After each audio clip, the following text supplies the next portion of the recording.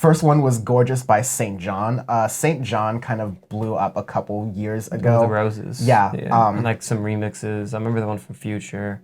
And there's like a big EDM mix that got really big, right? Yeah. And so he's going to come out now with like a proper real album, I think, soon. The others have been like mixtapes. You know, you're in that pre-artist stage. Right. Now he's blown up and done his first thing. It's very clunkily I'm making this reference, but it's like the BB Doobie moment where he's at, where like he has to release an album and then he like sort of blows up. But Gorgeous is the first single to come from that.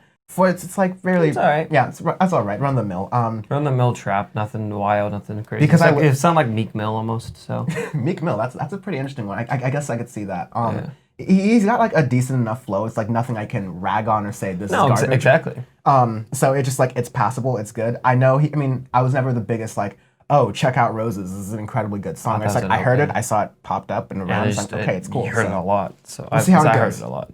Hopefully St. John kind of graduates from the sort of elevator R&B kind of realm that he's in right now. It's just sort of like, it's inoffensive. It's like in the background, it's fine. But I will say that St. John has at least got bars, more than I can say for Gunna. Yeah, and there's a single praised by Tchami and Gunna. Yeah. And Tchami has had a bit of a year. Yeah. In addition to being like a really good electronic music artist and one of my favorites in the future house genre, he also produced several big songs on Lady Gaga's album Chromatica, which was very critically acclaimed. Very, very good album. And so, and then also Tchami on here on this song continues to just like come with really sort of like off the beaten path, you wouldn't expect it kind of beats in production. That's good.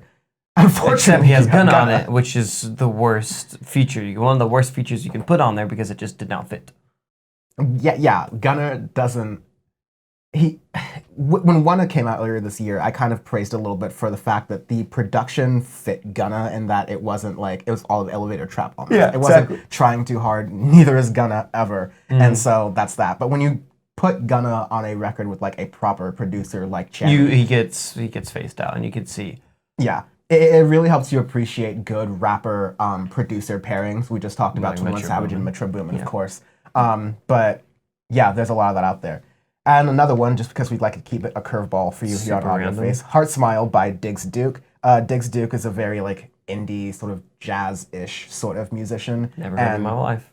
I've only heard of him in my life because I have the wonderful convenience of being his first cousin. So...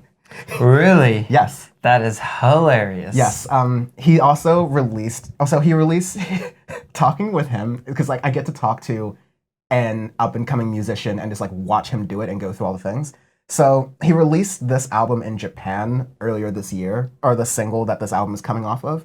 But in America, he's releasing the album off of this platform called Co-Write. And I want to interview someone who works at Co-Write because it's very interesting. Never heard of Co-Write either. Co-Write is kind of like Patreon or Kickstarter, where like you are a band or artist and you ask people for money, but the people who are giving you money are actually kind of like investing in you as an artist. So they also recuperate some of the profits from whatever you make from that year.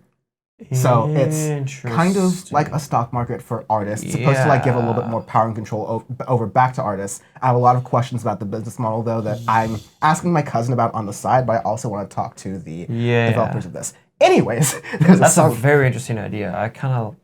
It was very interesting to me. So this is me like planting the seed to begin a bunch of other different conversations here. But Heart Smile, the song itself, he's typical sort of like jazzy sort of thing that he goes through. It's very sort of light and airy as well at the same time. It has like a lot of sax in it. He's just like, I like the sax a lot. He's just he's really good with sax. He's just like a multi-instrumentalist, just like fuck around with it. Oh, it's all him? Guy. Yeah, all him. He's doing everything. He got a collaborator to help with the singing and backing vocals, but he's doing everything. Oh, he's playing all the instruments. Singing, instruments, all that. He's really good. So yeah, check that out. Shameless plug. But I really, mostly the fact that it's being distributed by Co-Write and it has all these really kind of interesting layers within it, I think should be pretty interesting. Yeah. It wasn't bad. It was very different, but in a good way. Yes. Because it just felt like it's just basic instrumentation and vocals. That's it. No floofs, nothing about, Gunna wanna. Yeah. We keep it on Audioface very varied, let's say. Exactly. Yes.